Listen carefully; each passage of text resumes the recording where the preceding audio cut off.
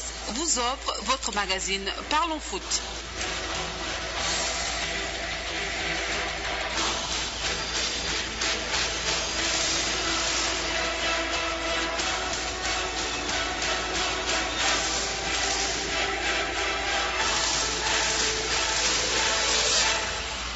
Mesdames, Messieurs, bonsoir, ravi de vous retrouver dans Parlons Foot, c'est sur la TFM et c'est tous les mercredis soirs, J-3 avant le début de la compétition. Les projecteurs sont sur l'équipe nationale du Sénégal. Les Lions ont joué jeudi et dimanche, mais ils n'ont pas rassuré. Doit-on pour autant s'inquiéter? Non. Si on en croit le sélectionneur national qui dit avoir des certitudes des deux matchs amicaux contre le Kenya et le Soudan, nous en parlons dans cette émission. Nos deux invités sont Pape Seck, collaborateur de la radio Futur Média, résident à Marseille, féru de football, et Amsat Affal, directeur technique national. Un peuple, un but, une foi. Les Lions devront son armée une fois à Bata. Ils ont reçu mardi du président de la République le drapeau national. Et puis Ligue 1, Ligue 2, les meilleurs joueurs de nos championnats récompensés à l'occasion de la 3e édition de la soirée Sargal Foot Pro. L'occasion pour les acteurs de ce championnat de réclamer plus d'attention de la part de l'État. Le tout c'est du foot, c'est dans Parlons Foot. Bienvenue à tous. Tout de suite, un flashback sur les moments forts de la 3e édition du Sargal Foot Pro. La Ligue sénégalaise de football professionnel a récompensé ses meilleurs joueurs, sacré Stéphane Badji du Casa Sport et Emmanuel Gomis de Diamba, respectivement meilleurs joueurs de Ligue 1 et de Ligue 2. L'équipe de Diamba, championne de la saison 2010-2011 de Ligue 2, particulièrement distinguée durant cette cérémonie. Chertigan Diao revient sur les temps forts de cette 3e édition du Sargal Foot Pro, avec dans la foulée la réaction de quelques acteurs de cette ligue sénégalaise.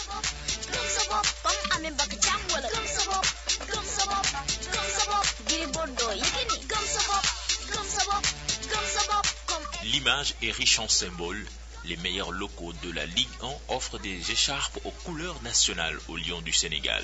Cette symbiose entre les locaux et l'équipe nationale, et vous avez bien vu des moments très forts où les joueurs de l'équipe nationale ont eu à décorer nos joueurs locaux, nos talents locaux, et qu'en retour, nos talents leur ont donné cette écharpe, qui est vraiment une écharpe de la prière, de la solidarité par rapport à la prochaine campagne de la CAN. Et c'était toute cette symbolique qu'on a voulu mettre en exergue. Un autre temps fort de la soirée, Sayar Seck, président de Djambar, est sacré meilleur dirigeant de la saison 2010-2011, en honneur pour l'homme qui veut faire de son club un grand d'Afrique. Remercier tout le monde pour la marque d'estime et la considération. Mais je considère cette distinction comme un encouragement. Je pense qu'il y a un travail qui a été entamé et je pense que ce travail demande à être poursuivi. Et donc c'est un formidable encouragement, un travail à la fois au niveau du football local et au niveau de ce qu'on est en train de faire avec l'Institut Djambar, mais également un travail au niveau de la nation et au niveau de l'équipe nationale. Et nous vous l'avons dit, Djambar est en Ligue 1 pour la première fois de son histoire. Nos 3 premiers matchs en Ligue 1, nous venons de les faire. C'est le temps de l'apprentissage. Nous avons mis 3 ans pour monter en Ligue 1. Ça va être le temps de l'apprentissage, rien d'autre. Notre ambition, ce sera de durer en Ligue 1, d'apprendre, et ensuite de nous installer dans les clubs qui comptent dans le football sénégalais. Et tout à fait africain. Sans surprise, c'est Stéphane Badji, le milieu de terrain du Casa Sport, qui décroche le titre de meilleur joueur de la saison. C'est le sérieux que j'ai mis dedans, et puis je me suis sacrifié pour dire, bon écoute, c'est juste une saison. Il faut que je me sacrifie pour voir aussi quelque chose de concrétisant cette saison. C'est ça que j'ai mis dans ma tête, et puis je me suis concentré jusqu'au bout. J'ai franchi un palier, mais rien n'est encore fait. Rien n'est encore fait, parce que pour moi, c'est avoir les pieds sur terre et continuer encore le travail et dire que rien n'est encore fait. Pour moi, je n'ai rien fait encore pour moi. Maintenant, le travail dur commence, parce que maintenant, j'ai signé un contrat pro en Norvège. Maintenant, c'est le plus difficile commence, parce que je vais aussi savoir me gérer moi-même. C'est là aussi que le problème se trouve. Aussi. À noter que l'ancien coach de Wakam, Alfousseni Badji, a été sacré meilleur coach de la saison Vivement l'année prochaine pour la 4e édition de Sargal Foot Pro.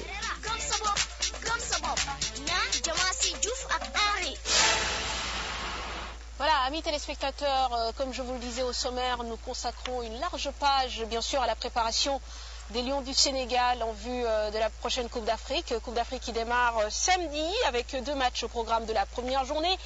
À 18h30, Guinée équatoriale, un des pays organisateurs qui reçoit la Libye. Et à 21h, le Sénégal qui affronte la Zambie. Alors, pour en parler justement des attentes et peut-être des enseignements qu'on peut tirer des 2 matchs amicaux, j'ai le plaisir de recevoir Pape Seck, que nous avons toujours plaisir à entendre sur les ondes de la RFM, parler de Marseille, en général du football sénégalais, avec beaucoup de passion. Pape Seck, bonsoir et bienvenue à Dakar. Bonsoir Mame Fatou et merci de me souhaiter la bienvenue. Très bien. Alors, parlons un peu de cette Coupe d'Afrique qui arrive. Nous avons été absents de la scène continentale en 2010, en 2008. Nous avons été éliminés au premier tour. Maintenant, en 2012, est-ce que les espoirs ne sont pas trop grands par rapport à cette équipe nationale? Bon, à mon avis, la barre est trop élevée par rapport à l'équipe nationale qu'on a. Parce que c'est par rapport à la façon dont on s'est qualifié. On a gagné tous nos matchs, un match nul. Ça a fait qu'on a eu beaucoup d'espoir par rapport à cette équipe. Mais pour refaire une équipe, ce n'est pas dans 1 an ou 2 ans. Pour avoir des ambitions avec un entraîneur, il faut étaler ça minimum 4 ans, à mon avis personnel, pour construire et voir et aller de l'avant. Mais si on veut anticiper et mettre la barre très haute, ça peut nous porter préjudice et l'entraîneur même peut partir par rapport à nos ambitions. Ça peut le bloquer. On dirait que aussi les ardeurs ont été un peu atténuées après les 2 matchs amicaux qu'on vient de voir contre le Kenya, contre le Soudan. On a vu que quand même cette équipe manquait peut-être de petit quelque chose. Je ne sais pas, qu'est-ce que vous en avez pensé? Mais la qualité, elle est là. La qualité, elle est là. Mais ce n'est pas une équipe qui joue. Ce n'est pas une équipe, c'est une sélection. L'entraîneur n'a pas le temps de former une équipe et de les faire jouer. C'est pourquoi, au début, je vous ai dit que pour avoir une équipe, il faut du temps. Il faut minimum 4 ans pour prétendre à quelque chose dans une sélection nationale. Parce qu'une sélection nationale se forme avec le temps. Mais si on veut anticiper par rapport à nos résultats, ça peut nous porter préjudice. C'est pourquoi moi, je suis très ambitieux, mais en étalant, en ne pas trop forcer pour cette année. Je ne mise pas pour cette année. Mais on a de la valeur, surtout derrière. On a de la valeur. Si je dis derrière, les jeunes qui viennent après, pour compléter une autre équipe qui va se faire. On tâtonne un peu dans l'axe. Est-ce que vous ne pensez pas que justement le coach cherche à jouer sur la polyvalence de certains joueurs? Parce que comme vous le disiez, dans l'axe on a vu plusieurs combinaisons. Moi j'ai vu Kader Mangane avec Bayal Sall, ensuite Kader Mangane avec Jacques Fati. Pour le premier match, Souleymane Diawara qui a joué, je pense, avec Malikou, avant de se retrouver avec Lamine Sané. Au contraire, ça devrait nous rassurer, d'autant plus qu'on n'encaisse pas de but. Mais la polyvalence, elle est réelle. La façon dont joue Amara, on ne peut pas encaisser beaucoup de buts.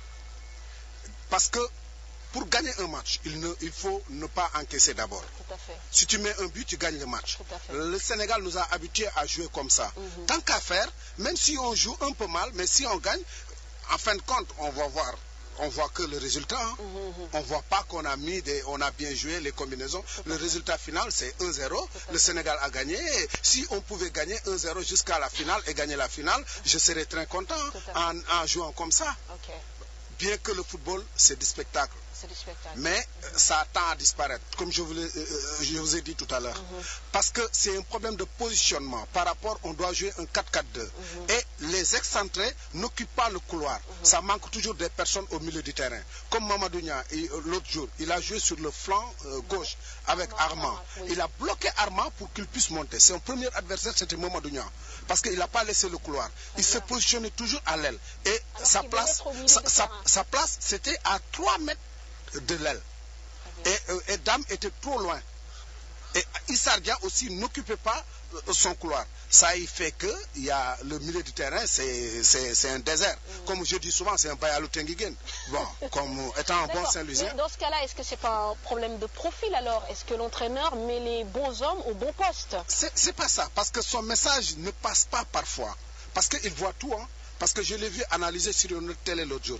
Il a dit qu'on perd trop de ballons sur le milieu de terrain. Ça rentre dans les couloirs. Ça rentre dans les couloirs parce que les hommes de couloir ne sont pas à leur place. Parce que s'ils étaient à leur place, le ballon ne peut pas circuler comme ça. Très bien. Alors Pape, je vous propose de replonger dans le premier match amical qui a vu le Sénégal s'imposer difficilement, on le rappelle, contre le Soudan sur le score d'1-0.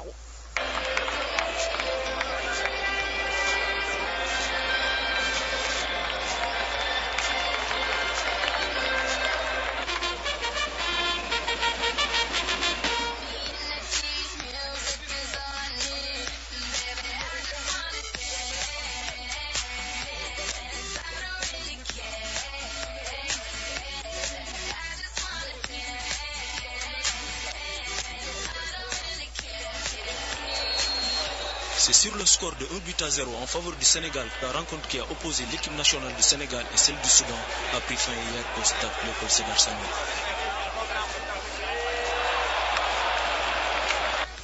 Des Lions qui ont entamé le match avec un jeu court. Les Soudanais se sont imposés au milieu de terrain dès le début de la rencontre en développant leur jeu, en obligeant l'entrejeu sénégalais à reculer d'un cran. Dès la 14e minute, les crocodiles ont affiché leurs ambitions sur une frappe de leur capitaine Aïtam qui a failli surprendre le portier sénégalais Bono Koundou.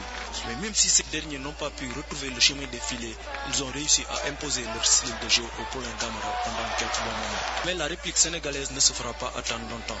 Après un but de Moussa Sow refusé par l'arbitre à la 19e minute sur une passe de Mamadou Niang,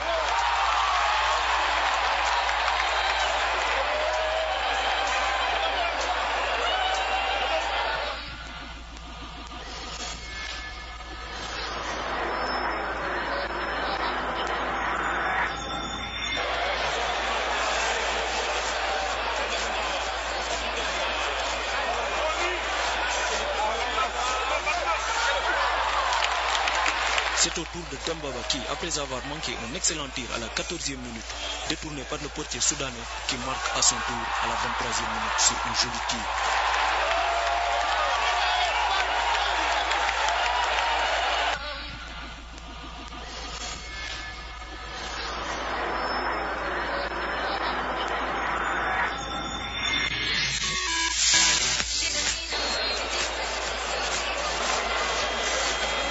Les Lions rentrent désormais dans le match en procédant à de belles combinaisons. À la 38e minute, Mamadou Niang rate la balle du deuxième but suite à une belle introduction de Djamé. 1-0 à la première mi-temps. Au retour des vestiaires, Amara a procédé à 6 changements. Les Lions contrôlent légèrement la partie, mais des changements qui n'apporteront pas grand-chose. Le score n'évoluera pas jusqu'à la fin du match, même si Moussa Sow et Papis Demba Cissé pouvaient faire la différence à un certain moment de la seconde période, avec des adversaires qui se sont totalement repliés et un Djamé à coup sûr déterminant tout au long de la rencontre. Ce match amical qui s'inscrit dans le cadre de la préparation de la Coupe d'Afrique des Nations prévue au Gabon et en Guinée équatoriale permettra certes aux Lions de se mettre en jambe en attendant la rencontre devant les opposés au Kenya, décalée au dimanche pour des raisons de problèmes techniques. Alors, Pape, notre force peut-être résider dans notre attaque. Rarement le Sénégal a marqué moins de 2 buts lors des éliminatoires. Et puis là, on a vu que justement, il y avait plus de difficultés. On a aussi beaucoup évoqué l'état de la pelouse. Je crois que l'ensemble des joueurs avaient peur de s'engager, de peur de se blesser. Tu sais, encore une fois, on ne peut pas prétendre à être premier en Afrique et jouer dans un stade comme ça. Il y a un paradoxe. On ne peut pas vouloir quelque chose, vouloir son contraire. Quand on doit aller en Coupe d'Afrique, l'état du terrain doit être nickel pour qu'on puisse bien exercer chez nous d'abord pour pouvoir le transférer ailleurs. Mais jouer sur cette pelouse, ça me fait grincer les dents. L'entraîneur a ses choix qu'on respecte et s'il n'était pas bon, il ne serait pas là aujourd'hui. Il a déjà fait ses preuves, mais il faut lui donner la marge de progression aussi pour qu'il puisse exercer au plus haut niveau. Mais s'il est souvent bousculé, et là où le bas blesse, nous, on est tous des entraîneurs. On est tous des entraîneurs, mais un seul nommé, comme il a l'habitude de dire. Ma foi. Ma foi. D'accord, très bien. Alors donc, pour rebondir un peu sur l'attaque sénégalaise, voilà. Oui, qui peut nous valoir quand même beaucoup de satisfaction, si on l'utilise à bon escient. Si on joue avec, à mon avis personnel, si on joue avec deux attaquants, par exemple Moussa Sow et Papis ou Dembaba, avec deux attaquants. J'ai nommé trois, mais oui. Avec Ndiaye Dem, homme de couloir, et un autre homme de couloir, en jouant en 4-4-2, on peut avoir beaucoup de choses avec la façon dont joue Amara. Parce qu'il protège son axe. Tout à fait. C'est pourquoi le Sénégal n'encaisse pas beaucoup de buts. Tout à fait. Oui, parce que lui, sa base, c'est d'abord de défendre puis d'attaquer. Parce que j'ai vu l'OM jouer, l'OM de Raymond Cottels. Tout à fait. Avec 5 milieux du terrain, avec un seul attaquant, Bokchis. Abedi Pelé à l'aile, mais il occupait son couloir. L'OM n'encaissait pas de but, mais il mettait beaucoup de buts par rapport à la qualité des joueurs qu'il avait.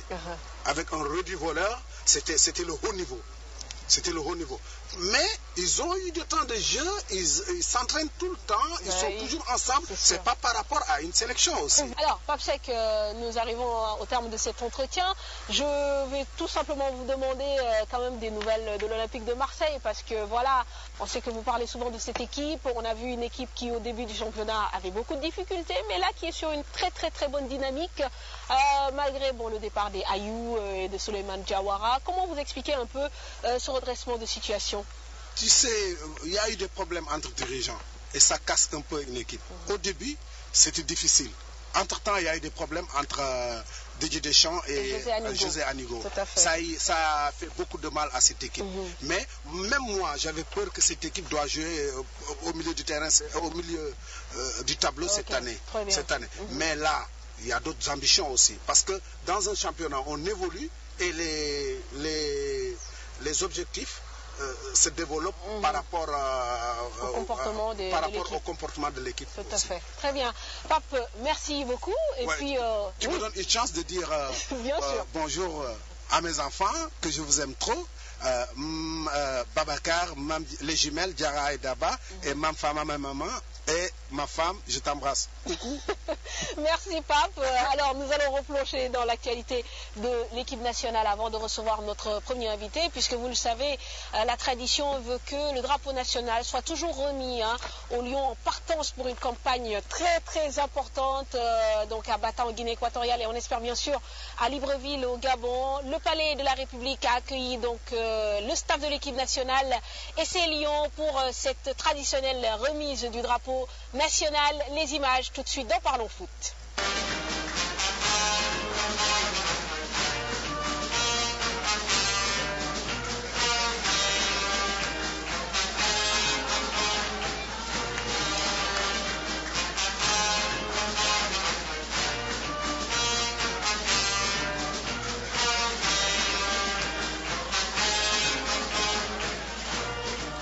Après un parcours héroïque, vous êtes qualifié avant-terme aux phases finales de la 28e édition de la Coupe d'Afrique des Nations de football, la CAN 2012. Ce brillant résultat est à la fois le produit d'un travail sportif soutenu, mais aussi du comportement exemplaire des acteurs que vous êtes. Votre parcours durant les éliminatoires m'autorise à croire que vous irez loin, très loin dans cette compétition. Le peuple sénégalais, tout comme le gouvernement et moi-même, nourrissons l'espoir de vous voir auréolé de gloire au soir du 12 février. Vous êtes investi de ce point de vue de la responsabilité de défendre le rang acquis par le Sénégal dans le sport africain.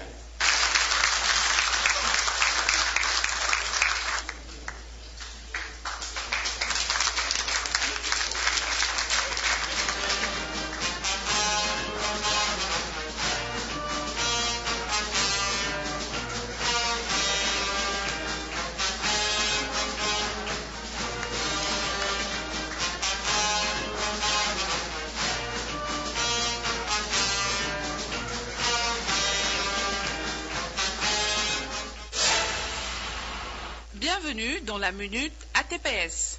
Le service d'assurance se fait sur l'ensemble du réseau Espace Service d'ATPS Sénégal en partenariat avec Alliance. Les produits délivrés pour l'heure sont l'assurance automobile et l'assurance voyage. Merci, à très bientôt pour une autre Minute ATPS. À présent, nous sommes toujours au stade Léopold Sédar Senghor avec notre deuxième invité, Amsata Fall, directeur technique national. Amsata, bonsoir. Bonsoir. Alors, parlons un peu des enseignements que vous avez tirés des 2 derniers matchs amicaux. Pourquoi je vous dis ça? Parce que l'entraîneur national dit sortir de ces rencontres avec des certitudes, mais l'opinion publique, elle, ressort avec des inquiétudes. Ce n'est pas une question, c'est un constat. Oui. Alors, la dialectique est bien posée.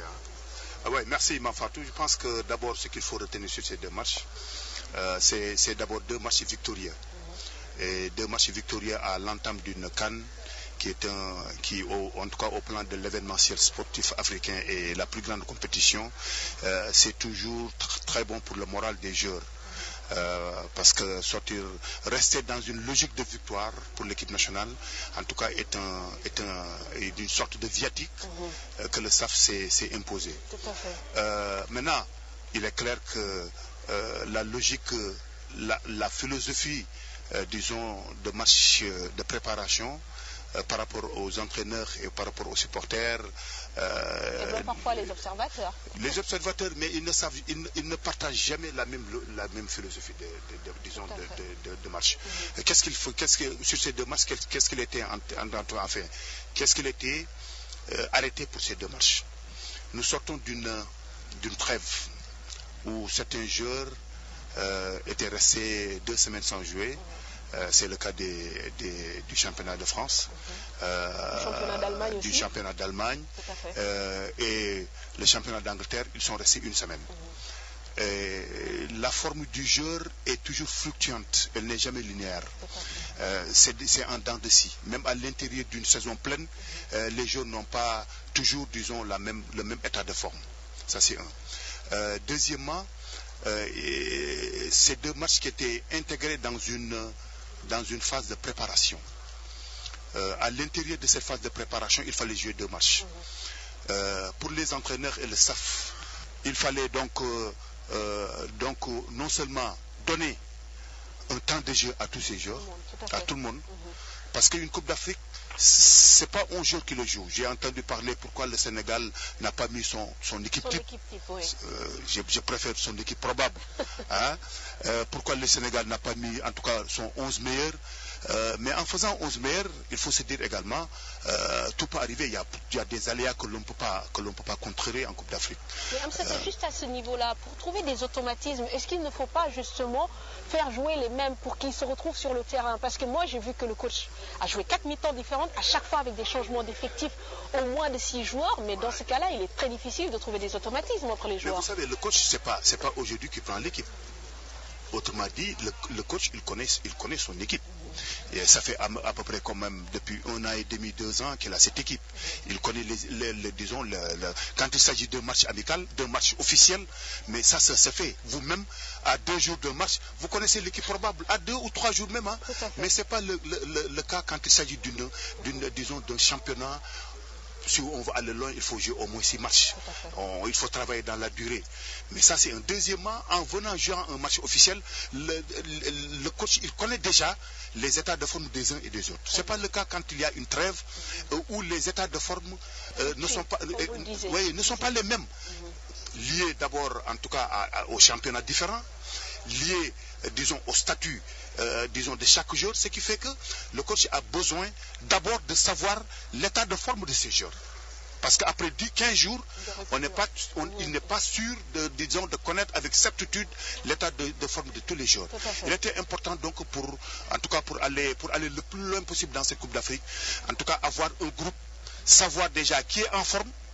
Qui ne l'est pas. Non, enfin, je dis que, voilà, quand je dis qu'il est en forme, qui est le plus proche, disons, de sa forme optimale. Vous savez, le premier match est extrêmement important dans une Coupe d'Afrique. Non seulement c'est déterminant du point de vue, disons, d'installer la quiétude psychologique au niveau des joueurs, et d'un point de vue également stratégique, se faire craindre, par les autres dont nous partageons le groupe, et surtout se positionner très tôt, en tout cas, et c'est ça qu'il fallait, ne pas aller avec des certitudes. Un entraîneur a toujours besoin de réduire les incertitudes. Les facteurs d'incertitude. Alors, très bien, Amsata, vous avez vu le premier match Sénégal-Soudan. Je vous propose donc de nous replonger toujours dans des souvenirs assez récents avec le deuxième match Sénégal-Kenya. Fait rare, le Sénégal n'a pas marqué durant la première période, mais a mis le turbo durant la seconde. Résumé de ce match. Une image symbolique, un entraîneur qui étreint son joueur, un homme en plein doute, et pourtant c'est lui qui a marqué le seul but de la partie sénégalaise sur un super débordement de Souleymane Camara à la 63e minute. Papis Demba Cissé, puisque c'est de lui qu'il s'agit, en aura manqué de la baraka devant le but. Sur les 14 occasions enregistrées par l'équipe nationale, l'attaquant de Fribourg aura été au centre de près de la moitié. Lui qui a joué d'abord en première mi-temps sur la ligne d'attaque avec Mamadou Niang, Damdoy et Issa Ardja en soutien. Comme lors du premier match contre le Soudan, le sélectionneur national a opté pour plusieurs changements en deuxième mi-temps. Occasion pour lui de changer de système de jeu en 4-3-3. Khadim Ndiaye foule pour la première fois le stade Léopold Sédar Senghor en 180 minutes. Jacques Fati rejoint Kader Mangan dans l'axe à la place de Bayal Sall. Un fait inédit. Cheikh Mbeng remplace Armand Traoré. Mohamed Djamé renforce le milieu de terrain avec Girandao et Rémi Gomis. Et du coup, le Sénégal trouve plus de rythme. Le bloc est plus haut et l'équipe kenyane est acculée dans ses derniers 30 mètres. Un visage plus reluisant du 11 sénégalais en deuxième mi-temps, car comme lors du premier match, le Sénégal a eu du mal à entrer dans la partie. Le match ne s'anime qu'à partir de la 8e minute, après une combinaison entre Armand Traoré et Issa Ardja. Un rythme lent qui fait les affaires des hommes de James Nandoua. Ces derniers ont même créé des frayeurs à la défense sénégalaise. Durant les deux matchs amicaux, le Sénégal n'a pas montré son meilleur visage, un avant-goût des difficultés qui l'attendent durant la phase finale. Mais comme une victoire est toujours bonne à prendre, Amara Traoré et ses hommes pourront toujours s'accrocher à ça. Alors, Amsata, on constate que le Sénégal a du mal à entrer dans ces matchs. On constate que le rythme est lent alors qu'on est à domicile, on n'imprime pas le rythme. On a l'impression limite qu'on laisse le temps à l'adversaire, lui, de s'adapter et de pouvoir jouer. Comment vous expliquez cela? C'est un constat qui est réel, surtout par rapport en tout cas à ces deux matchs. Justement, c'est l'un des enseignements majeurs par rapport à cette Coupe d'Afrique. Parce que les matchs de préparation sont faits, sont joués pour en tirer le maximum d'enseignements par rapport en tout cas à la compétition grandeur nature. Nous avons remarqué effectivement que nous avons sur deux mi-temps, sur deux périodes, nous avons joué à peu près une période et demie. Et pour une Coupe d'Afrique, il faut jouer en tout cas deux périodes. 90 minutes. 90 minutes. C'est un constat qui a été fait. Et l'un des enseignements majeurs justement de cette Coupe d'Afrique, c'est entrer très tôt, en tout cas par rapport à cette Coupe d'Afrique. Mais ça peut s'expliquer, disons, par rapport aux joueurs, de deux manières. Ils ont trouvé sur les deux matchs, des matchs assez similaires du point de vue approche tactique. Parce que et nous sommes à peu près sûrs qu'il y aura une similitude, en tout cas sur ce que nous avons vu par rapport aux matchs, aux équipes que nous allons rencontrer. Parce que simplement, ils vont être supposés inférieurs à l'équipe du Sénégal sur le parcours que nous avons fait, un parcours presque, j'allais dire, un très bon parcours, exceptionnel, se qualifier avant la lettre, avoir des attaquants, en tout cas, qui flambent partout en Afrique, en Europe, faire le maximum de buts sur les... Nous avons marqué 30 buts. Si nous enlevons 2 buts, nous avons marqué 28 buts, matchs officiels et matchs amicaux.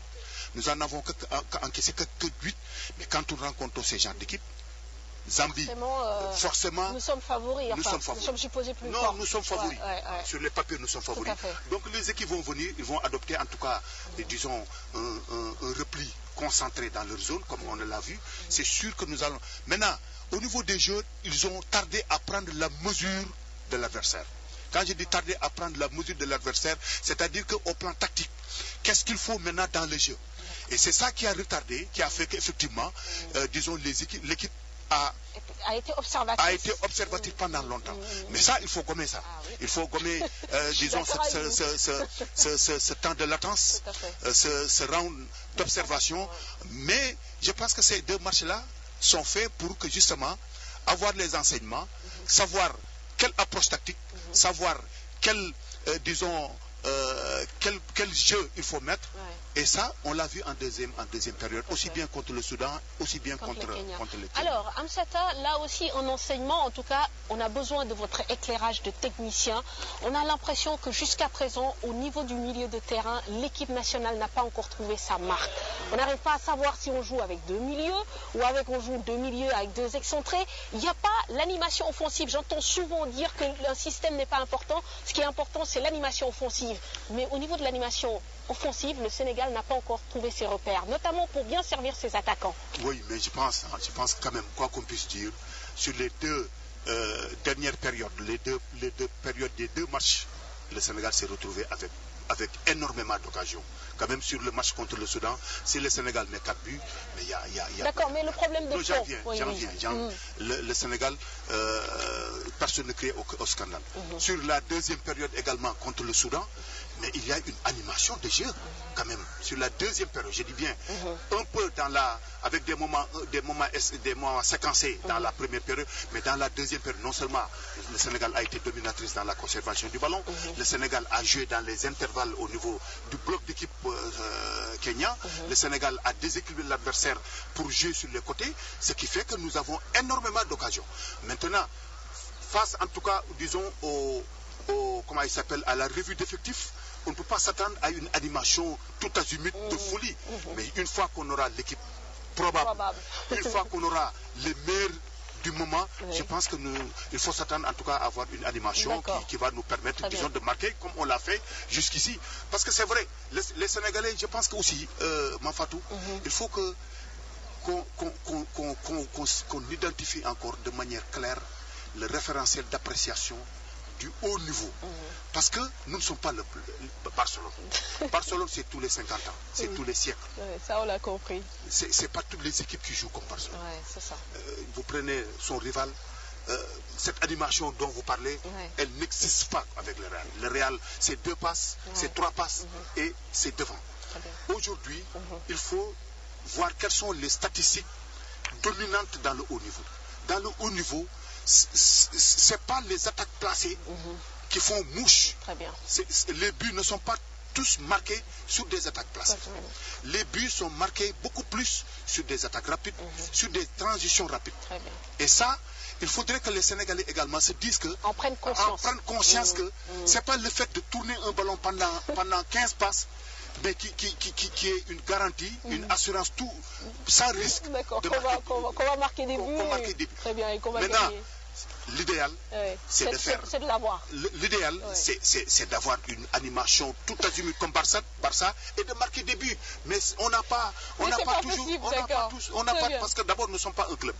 Nous n'avons pas la logique de jeu d'un club. Nous avons la logique d'une sélection nationale. Ça veut dire quoi? Ça veut dire une équipe nationale, elle se base d'abord sur une organisation très solide pour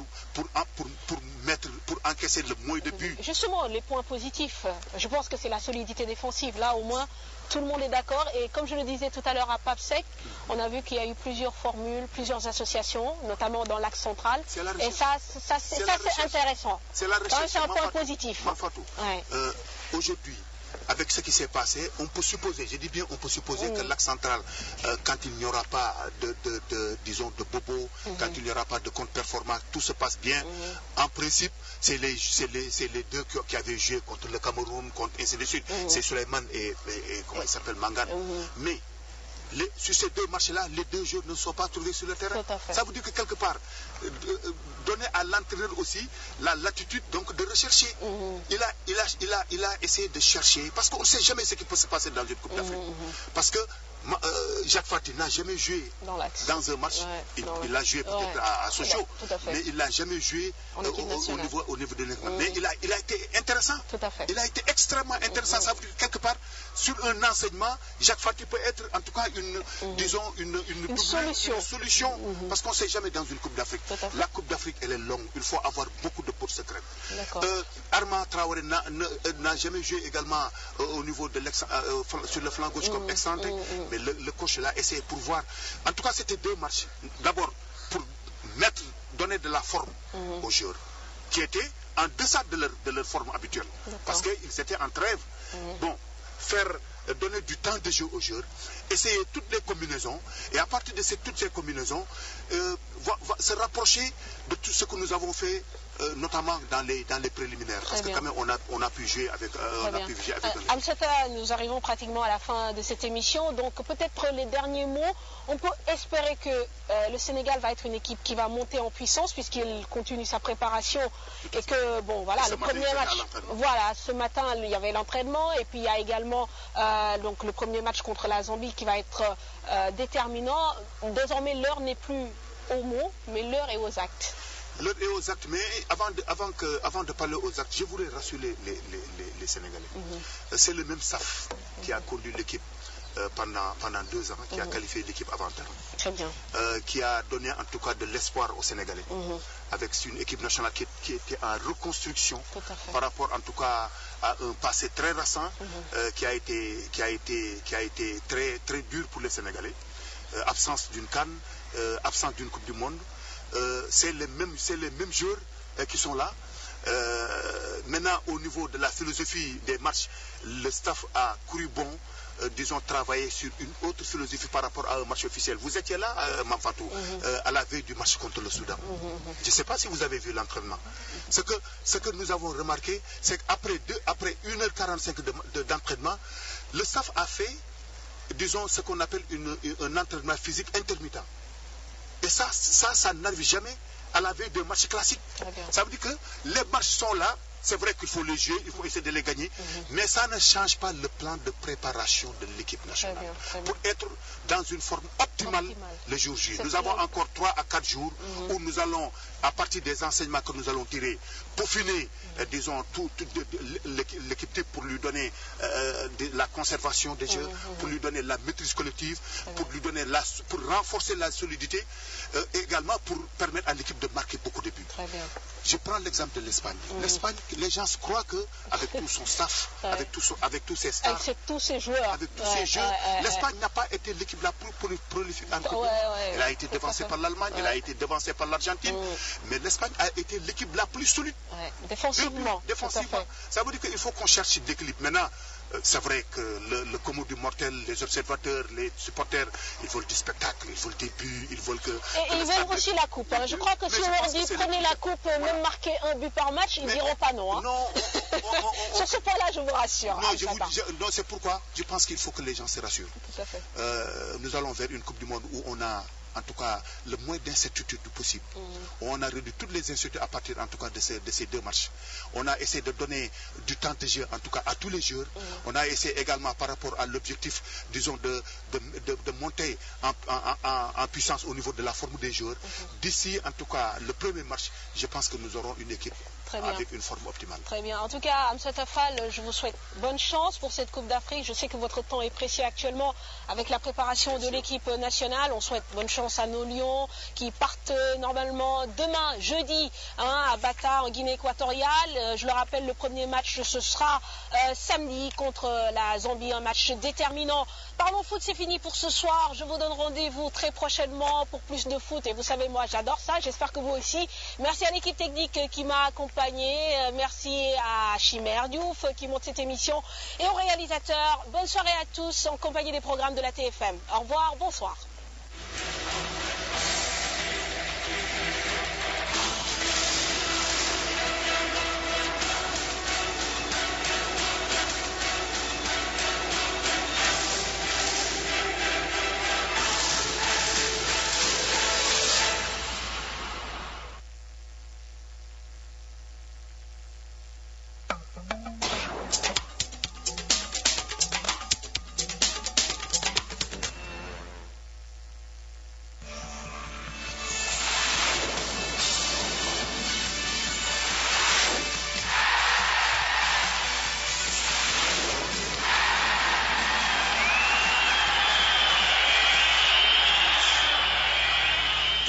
2012, nous sommes à jour J-3 de l'événement. Bienvenue à toutes et à tous.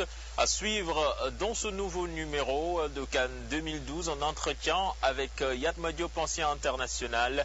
Il revient sur le niveau de jeu développé par les Lions durant ces 2 matchs de préparation et également sur l'actualité des Lions avec le transfert de Papis Demba Cissé à Newcastle. Quel impact sur le mental du joueur avant le début de la compétition? Souvenir de Cannes donne aujourd'hui la parole à Meibadji, ancien arrière-gauche des Lions du Sénégal. Et puis les rubriques habituelles, le coin du fan, la présentation d'une sélection. Aujourd'hui, c'est le Sili national. On se retrouve dans quelques instants pour le développement.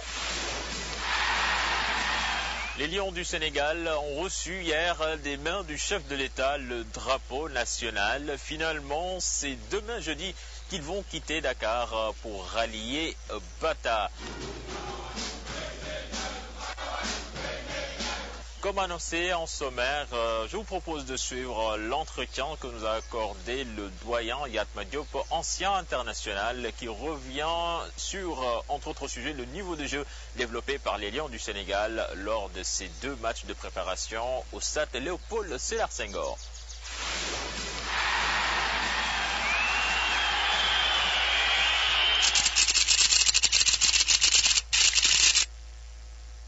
Le match amical, moi, n'est pas si déterminant pour moi.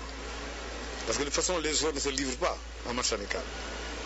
Et ensuite, pour l'entraîneur, c'est une sorte de revue d'effectifs. Bon, qui peut aller avec qui? On ne sait pas trop. Parce que au niveau des attaquants, par exemple, vous avez 4 avancantes de niveau européen. Or, il n'en faut que 2 dans le terrain. Les 2 autres, vous les avez sélectionnés sur la base de ces compétences-là. Et le jour J, vous voulez leur demander de faire autre chose. C'est-à-dire se transformer en excentré, il faut venir chercher le ballon au milieu, il faut faire les animateurs, etc.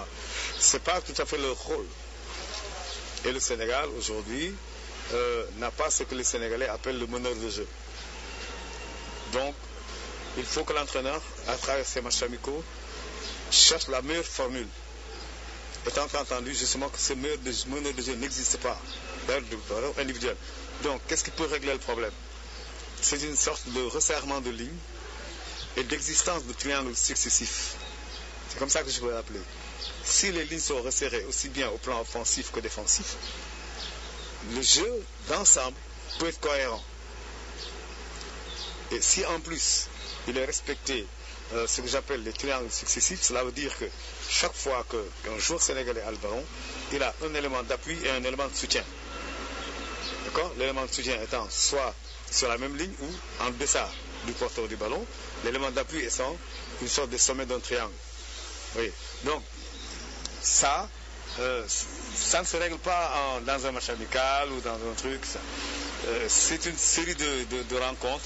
Les gens vont mal jouer au plan collectif parce que justement c'est une phase de recherche. Et justement les 2 matchs amicaux c'était ça.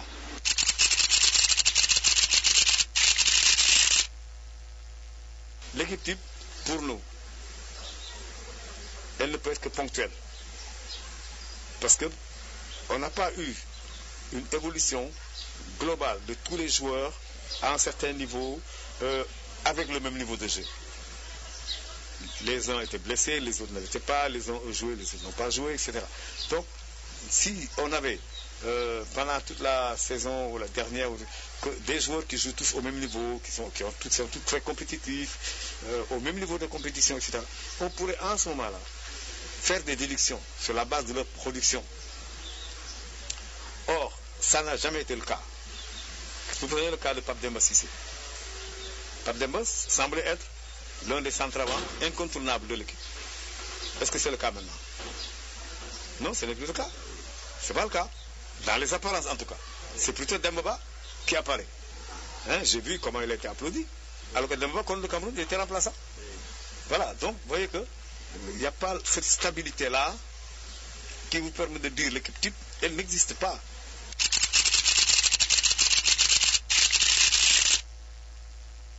Si c'était son choix en plus. Mais c'est bien. S'il l'a fait, c'est que c'est bien pour lui. C'est plus bénéfique pour lui. J'ai vu d'ailleurs quelque part qu'elle dit qu'il avait rêvé de jouer dans le championnat d'Angleterre. Mais c'est l'occasion. Disons, si ça le gonfle, c'est tant mieux pour lui. Il change de statut. Il disait qu'il voulait jouer dans le championnat d'Angleterre, qui est le championnat le plus animé du monde, pratiquement. Ben, il a réglé son problème. Donc, il doit être un garçon heureux. Et en tant que tel, on pense que il va se gonfler. Et puis voilà. Et puis ce sera une bonne chose pour le Sénégal d'avoir un garçon qui s'est équilibré. Le président de la Fédération sénégalaise de football a remis ce matin au siège de la Fédération sénégalaise de football un chèque de 2 500 000 francs CFA au 12e Gaïndé. La première dame leur a également offert une somme d'1 million de francs CFA.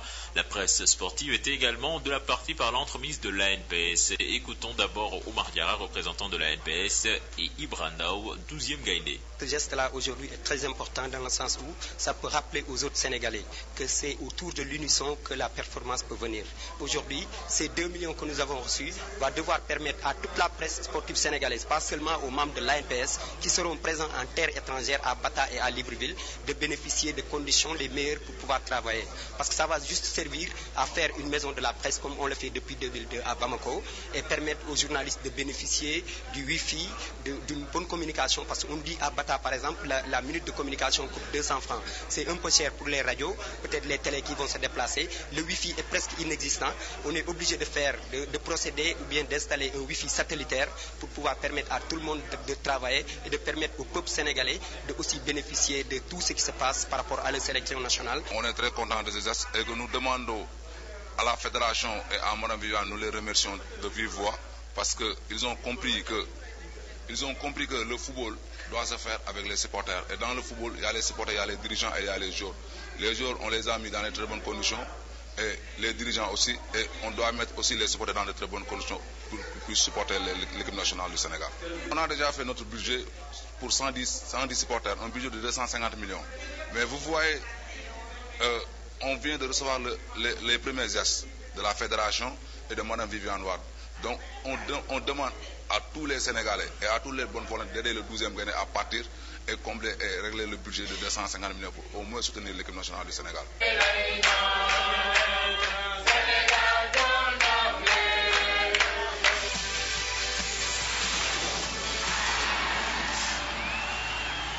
Man maay Momar Ndiaye porte-drapeau national toute l'équipe nationale du Sénégal symbole du sport. sama yaakaar leen la rek nañu boole xol yi ñun Sénégal yëpp nañ si jàpp amul chrétien amul jullit amul chrétien beeg musulman beeg ku mu mën a doon nañ si boole jàpp boole xol yi nag mu nekk benn.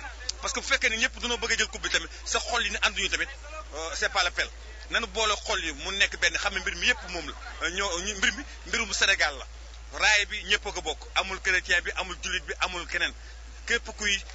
doomu à sa carte d'identité drapeau Sénégal nekk si rek si Sénégal nga bokk ñi nekk Sénégal yi nekk fi ak nekk biir yëpp Sénégal lan coupe bi bu ñu ko gagné Sénégal yëpp a gagné drapeau bi c'est pour le Sénégal Sénégal yëpp a bokk drapeau bi du mel noonu Ndiaye drapeau man Ndiaye drapeau moom ma drapeau keneen drapeau man nag dañ ma dénk raaye bi comme que man la raaye bi ñu ràññee ma si falek rek damay wax Sénégalais yëpp képp ku nekk rek na préparé à partir de semaine prochaine wut drapeau def ko sa kër si équipe nationale ñi mën a dem supporter équipe bi ñu mënut a dem toog supporter ko fii bu mas amee ngi def écran play taxaw di supporter Sénégal gi di leen ñaanal pour Sénégal yàlla may leen ndam ba fu leen yàlla yemale ñu xam ne foofu loolu la yàlla dogal. équipe bi li tax ma am si yaakaar équipe 11-11 la so ñun ñëpp képp 11-11 la c'est sama équipe xale yu yaru lanu et puis xale yu mën a ñu nar a fas jom lanu du xale bu fekkee woon xale yi dañoo indiscipliné ma ne aw ma si ñoom yaakaar mais xale yi équipe bi vraiment entre nous gisuma si ko indiscipliné parce que ñoom ñëpp xale yëpp dañoo discipliné ay xale lanu discipliné am nañu discipline sa am na ñu leen magal ci biir équipe bi xam nga kon nag nañ leen jéem a ñaanal Sénégal yëpp ñaanal leen pour ñu mën fu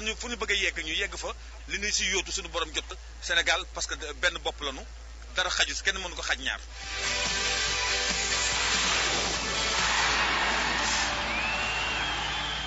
Souvenir de Cannes à présent avec l'ancien international Mbaye Badji, ancien arrière-gauche des Lions du Sénégal. Il a eu à disputer la Cannes 2000, c'était au Nigeria et au Ghana. Et il se souvient particulièrement de ce match épique entre le Nigeria et le Sénégal, c'était en quart de finale. Je m'appelle Mbaye Badji, coach de l'ASC Yogo Foot Pro. Les meilleurs souvenirs que j'ai gardés pendant la Cannes 2000, c'est pendant les quarts de finale. qu'on a joué contre le Nigeria. Ça a été très difficile pour nous, mais on a su garder la tête haute, on s'est battu pour gagner le match. Malheureusement, on l'a perdu de justesse. On avait un groupe qui était vraiment solide et tout le monde était solidaire autour de Peter Schnittger. Donc on était vraiment ambitieux, on se bagarrait, on jouait avec la tête tranquille. Donc je pense que ça a été un bon souvenir pour nous. La CAN 2012, je pense qu'on a une équipe. On a une équipe qui peut monter sur le podium. Donc avec le travail que l'entraîneur a fait, donc je pense que l'équipe va bien se comporter. Le Sénégal va jouer la finale et gagner la finale, Inch'Allah, avec le Ghana. Score de 2-0. 2 buts de Dembaba. CAN 2012 vous présente ce soir le Sili national de Guinée. Les hommes de Michel Dussuyer, très réguliers au grand rendez-vous continental, peinent tout de même à aller jusqu'au bout. Quart de finale n'est plus notre rêve. La coupe, c'est ça notre objectif. Quart de finale, c'est ce à quoi nous a habitué le Sili national de Guinée ces derniers temps. L'équipe nationale de la Guinée, presque toujours composée que de bons joueurs, n'y arrive toujours pas. Pourtant, il a fallu de peu au Sili national pour rejoindre le carré d'as en 2004 lors de la CAN tunisienne. Une grossière erreur du gardien de but les éliminera au profit du Mali malgré l'ouverture du score de Pascal Faendouno. La CAN 2006 pour le Sili national sera d'une haute facture. La Guinée termine devant la Tunisie, l'Afrique du Sud et la Zambie, mais le parcours s'arrête net en quart de finale face au Lion du Sénégal, 3-2. La CAN 2008 sera du même acabit. C'est tout naturellement qu'elle ne soit pas présente en 2010. Entre-temps, Michel Dussuyer a pris les rênes de l'équipe nationale qui se qualifie brillamment pour la CAN 2012, éliminant du coup le Nigeria. Malgré une préparation en demi-teinte, la bande à Pascal Faendouno va jouer à fond son statut d'outsider, histoire de dépasser le cap des quarts de finale, pourquoi pas plus. Voilà, merci chers téléspectateurs, c'était tout pour ce nouveau numéro de CAN 2012. On se donne rendez-vous demain pour un nouveau numéro. Au revoir.